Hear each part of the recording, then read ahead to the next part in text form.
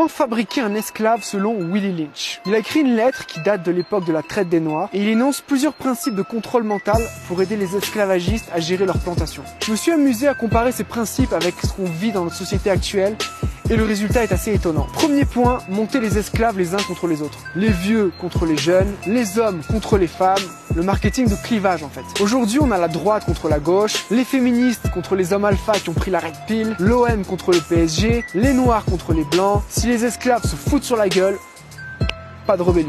2. Créer une dépendance. Offrir des privilèges et des promotions à ceux qui se sont bien comportés. 3. Dompter les femmes. Pour ça, on va amoindrir l'image de l'homme. L'esclavagisme fait en sorte que l'esclave devienne faible pour qu'il ne puisse plus protéger sa femme ni ses enfants. Pour ça, il prenait un esclave fort qui avait des capacités de leader et il le torturait et l'humiliait devant tout le monde pour dissuader le comportement de rébellion. En voyant ça, les femmes vont élever leurs enfants de manière à ce qu'ils soient tendres, obéissants et qu'ils ne posent pas de problème au maître esclave. En plus, la femme ne pourra plus s'attacher à un homme fort qui est censé la protéger et donc elle devra se débrouiller toute seule. Ça te rappelle rien ?